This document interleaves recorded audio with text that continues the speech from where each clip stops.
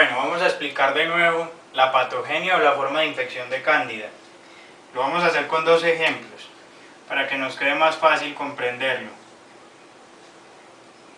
Sabemos que Cándida es un hongo unicelular en forma de levadura. Lo vamos a tener aquí.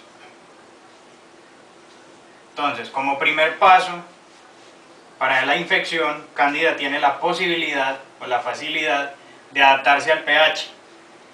Si tenemos que esta es una piel alcalina o neutra, y esta es una zona ácida, como por ejemplo la vagina, esta sería nuestra membrana basal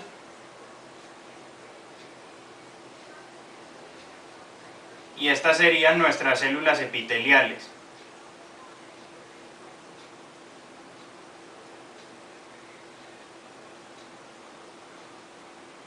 Entonces, ¿cuál es el primer paso que va a tener Cándida para hacer la infección? Si vamos a hacer infección en una zona ácida, alcalina o neutra, se va a activar un gen que se llama PHR1. Y si vamos a hacer infección en una zona ácida, se va a activar el gen PHR2. ¿Sí? Luego de esto viene un proceso de adhesión a través de unas adhesinas. Cándida se va a establecer sobre el epitelio y va a segregar unas manoproteínas.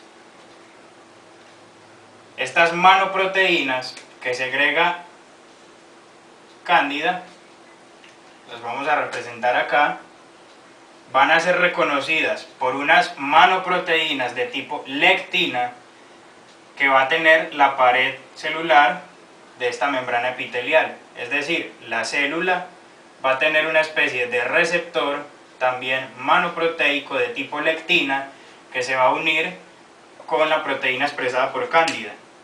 Entonces van a hacer una unión, ¿sí? Independiente de si es un medio ácido o alcalino. Luego de esto, Cándida va a empezar a segregar unas enzimas, que sería el tercer paso. De estas enzimas, la más importante es la fosfolipasa.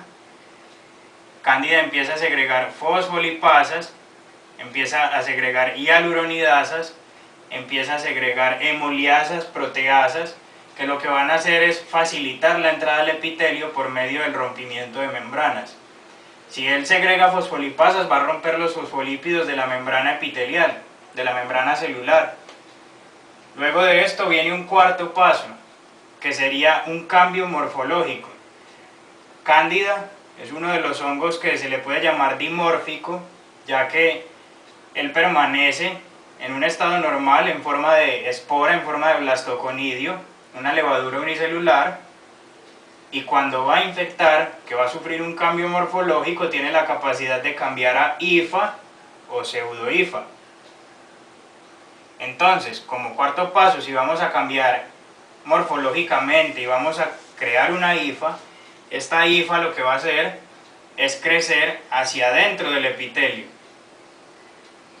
Si crece hacia adentro del epitelio, va a romper las células de la membrana epitelial o de esta barrera epitelial, estableciéndose de una manera más fácil allí, creando una colonia.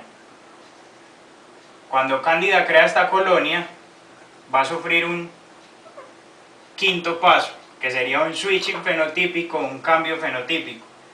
Este cambio fenotípico, nosotros algunas veces lo vamos a poder evidenciar de forma macroscópica, ya que Cándida crea su colonia sobre el epitelio y con ese cambio fenotípico lo que va a hacer es que esa colonia sea lisa, que sea una colonia rugosa, y ahí es cuando vamos a ver placas blanquecinas rugosas, lisas, de diferentes tamaños dependiendo de la envergadura que tenga la infección. Este cambio fenotípico también le va a permitir a Cándida segregar más enzimas que le permitan adentrarse más en el epitelio, o le va a permitir segregar más toxinas que permitan dañar estas zonas y le permitan a él establecerse más allí. Y por último, el último paso va a ser la creación de una biopelícula o un biofilm, que consiste en que cuando se crea la colonia, Cándida va a segregar unas proteínas que van a hacer que todos ellos, que todas las esporas y las hifas estén unidas entre sí. Va a crear una biopelícula, va a crear una especie de moco sobre todas las esporas, sobre todas las hifas que ya han sufrido cambio morfológico, y esto le va a brindar a él la característica de resistencia a medicamentos antifúngicos como el fluconazol, debido a que este moco que segregaron ellos, que está hecho por polímeros y por proteínas, le impide la entrada fácilmente a estos agentes. Además, a partir de esa biopelícula se da la capacidad de crear una especie de matriz donde van a correr nutrientes y sustancias de las cuales Cándida se va a beneficiar. Estos biofilms normalmente se crean en la matriz extracelular.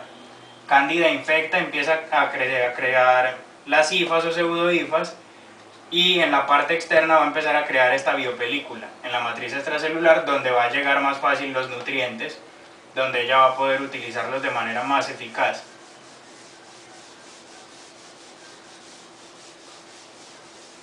Siguiendo con esto, sabemos que Cándida va a tener una cierta resistencia al fluconazol. Esto se va a dar por 4 pasos o por 4 factores diferentes. El primer factor va a ser alteración de la enzima blanco. Sabemos que el fluconazol actúa sobre ¿quién? Sobre la alfa 1,4 dimetilasa. ¿Y cuál es la función de la 1,4 dimetilasa? Cambiar el lanosterol a través de una reacción hacia ergosterol, que es un componente de membrana celular de los hongos. Entonces, ¿por qué se va a dar la resistencia? Si hay sobreproducción de la enzima blanco, es decir, la alfa 1,4 dimetilasa, por más fluconazol que yo administre, esta enzima va a poder seguir ayudando a que el hongo pase del lanosterol a ergosterol, porque va a haber una cantidad aumentada. Segundo factor, que sería alteración de la enzima blanco. La alteración de la enzima blanco consiste en que el hongo va a tener la capacidad de, a esta enzima, cambiarle algunos aminoácidos.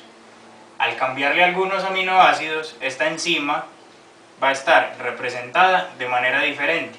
Por lo tanto, el fluconazol, al entrar, no la va a reconocer, pero ella puede seguir cumpliendo la función de ayudar a esta reacción química para pasar del lanosterol a ergosterol. Otro factor por el que se da la resistencia al fluconazol. El otro factor sería la disminución de la permeabilidad en la membrana. Si esta enzima, la alfa 1,4 dimetilasa, está dentro de la célula, el fluconazol, cuando lo administramos, sea por vía tópica o sea por vía intravenosa, va a tener que atravesar la membrana celular para hacer efecto sobre esta enzima.